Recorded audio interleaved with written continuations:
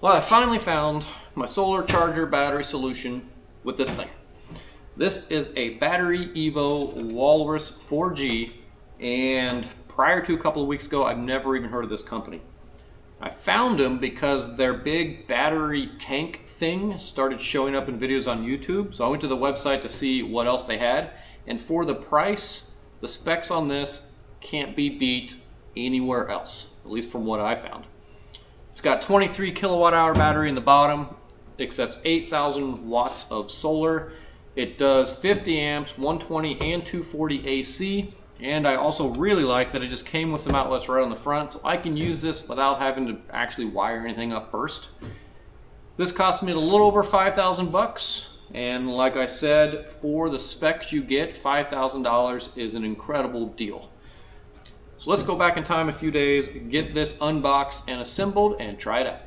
Welcome back to the shop. Today we've got something new to play with. This is a Battery EVO Walrus 4G all-in-one inverter charger battery pack.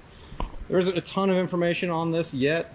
It seems like it's a relatively new product, but for the price, it was really hard to beat. So we're gonna get it unpacked, set up, and just kind of get some first impressions. It's not going in this garage, it's going to some off-grid property down in Kentucky. But I wanted to set it up and get it charged off of the solar panels here running the mini split.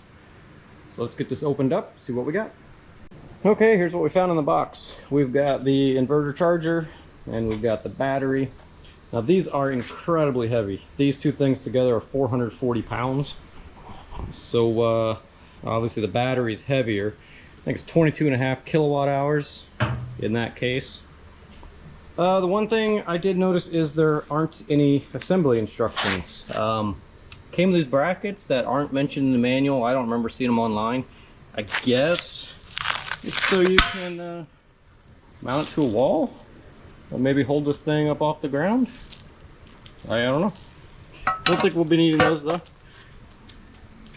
Came with a couple big wires. These are to go from your 240 input if you're charging from AC, and then that will go to your sub panel, which is what I'll be using, and then some extra fittings, your connector for your solar panel array. So the next step is to try to put this together. I think, just kind of based on the picture of what the thing looks like, that just sits on top of this. So let's do that.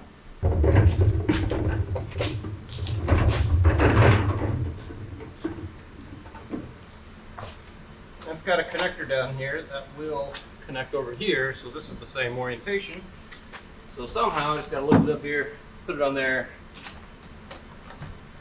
and it ain't light. Okay, loose wire that is going to clip into there, and then it has 4 little feet that will help guide it into 4 holes here. So really made it pretty easy.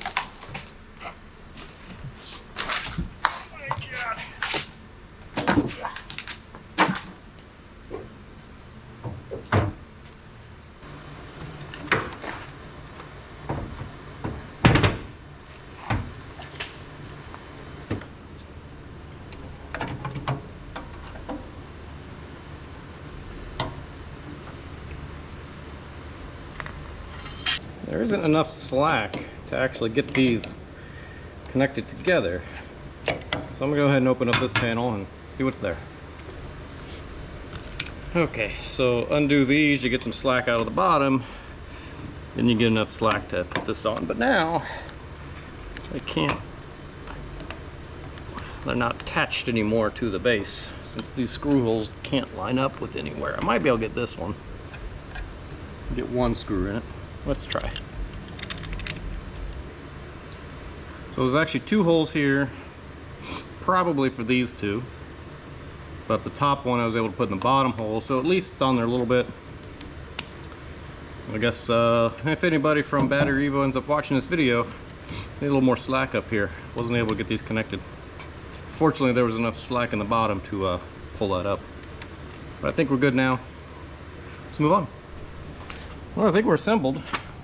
I don't see any mounting equipment to actually physically connect the top to the bottom, but I mean, it weighs so much that it probably doesn't ever go anywhere.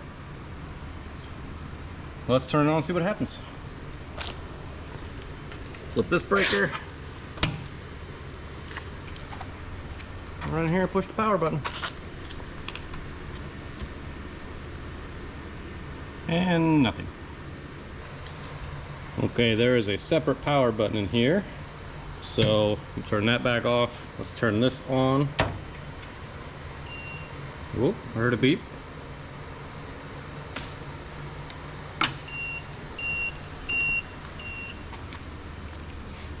Whoop, we're on. Okay.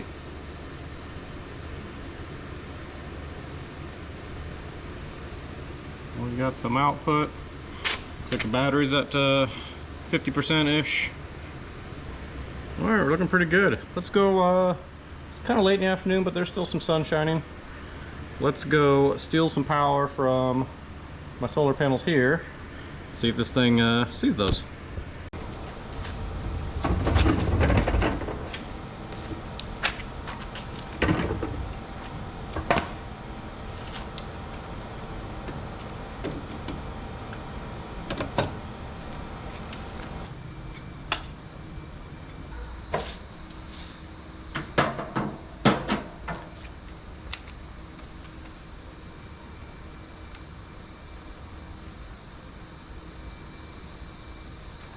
Okay, I borrowed the solar off the air conditioner, plugged it into the unit here, see if we're charging.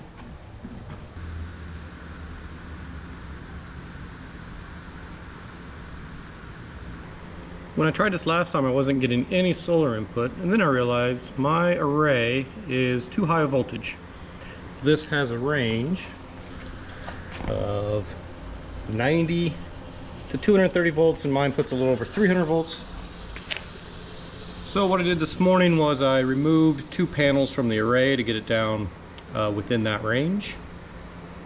And we've got really nice weather, so I'm not going to need to run my air conditioner for a few days. Let's just put some power in this. We're at 52% charge, and you know, getting 700, 800 watts of input. So hopefully that tops this off.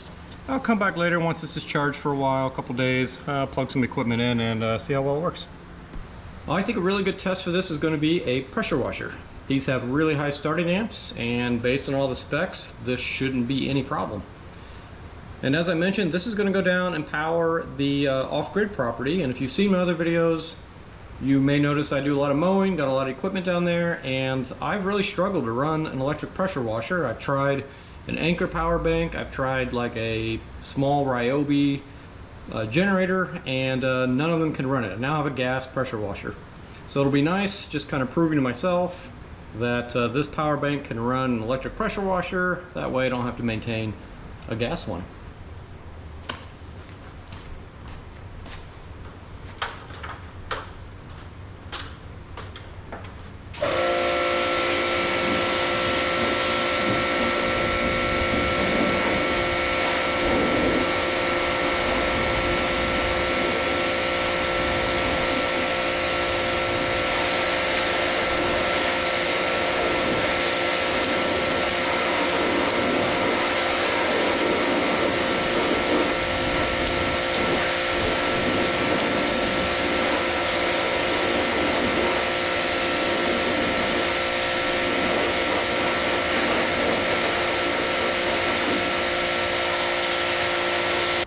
Well, that worked great. Not that I would have expected anything else, but you know, good to know it can run something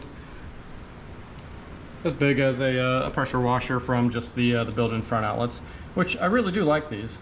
Makes this usable without any upfront wiring or electrical work. You can just kind of plug in and go. So I did about 5 minutes of pressure washing, still at 100% battery charge on this, so yeah, it's great. All right, last tip. I'm glad we got to play with the Walrus a little bit. It did help me pick the right panels.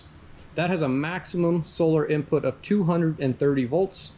And when I tried to use my 49 volt panels on the roof here, I found out I can only put 4 of them in series. And with a lower voltage panel, these are 37 volts, I can put more in series, keep the total amps of the whole array a little bit lower. That lets me use thinner, cheaper wire and just makes things safer overall. So when you're thinking about finding the right solar panels, make sure to look for the ones that have a little lower voltage. So first impressions so far, I'm pretty happy with this. The only issue is it does have an app. I use Android, and the app used to exist in the Android store, and it just doesn't anymore.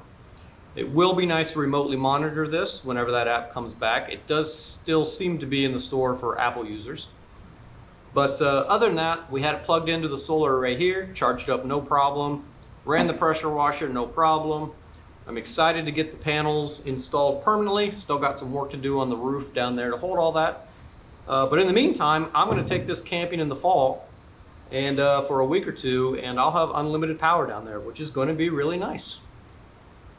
So that's it for this one. I'll film the full installation with the actual solar setup hopefully this fall.